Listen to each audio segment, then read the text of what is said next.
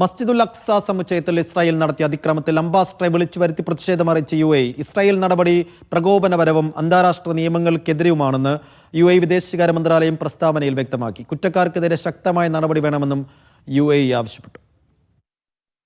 അധിനിവേശ പോലീസിന്റെ സഹായത്തോടെ ഇസ്രായേൽ മന്ത്രി ഇറ്റമർ ബെൻഗവിർ അൽ അക്സ മസ്ജിദ് സമുച്ചയത്തിലേക്ക് അതിക്രമിച്ചു കയറിയ സംഭവത്തിലാണ് UAE പ്രതിഷേധമറിയിച്ചത്. നടപടി പ്രകോപനപരവും അന്താരാഷ്ട്ര നിയമങ്ങളുടെ ലംഘനവുമാണെന്ന് UAE വിദേശകാര്യ മന്ത്രാലയം ഇസ്രായേൽ അംബാസഡർ യോസി ഷെല്ലിയെ ധരിപ്പിച്ചു. പ്രകോപനപരവും ഏകപക്ഷീയവുമായ ഇസ്രായേൽ കടന്നുകയറ്റം മുസ്ലിങ്ങൾക്കെതിരെയുള്ള നീക്കത്തിന്റെ ഭാഗമാണ്. വിശുദ്ധ നഗരത്തിന്റെ പവിത്രതയ്ക്ക് കളങ്കമുണ്ടാക്കുന്നതുമാണ്. ഇസ്രായേൽ തീവ്രപക്ഷത്തിന്റെ നിരന്തരമായ ആക്രമണങ്ങൾ വ്യവസ്ഥാപിതമായ ഭീകരപ്രവർത്തനമായേ കാണാനാവൂ. ഇത് ഫലസ്തീൻ ജനതയെ മാത്രമല്ല, അന്താരാഷ്ട്ര സമൂഹത്തെ കൂടി ലക്ഷ്യമിട്ടുള്ളതാണ്. ഗസയിലെ ദുരന്തം അവസാനിപ്പിക്കാൻ ശ്രമങ്ങൾ നടക്കേണ്ട സമയത്താണ് ഈ സംഘർഷങ്ങൾ ഉണ്ടാക്കുന്നത്. വിദേശകാര്യ മന്ത്രാലയം പ്രസ്താവനയിൽ വ്യക്തമാക്കി. അതിക്രമത്തിന്റെ ഉത്തരവാദിത്തം ഇസ്രായേൽ ഗവൺമെന്റ് ഏറ്റെടുക്കണമെന്നും ഭീകരവാദ പ്രവർത്തനത്തെ ശക്തമായി അപലപിക്കണമെന്നും UAE ആവശ്യപ്പെട്ടു.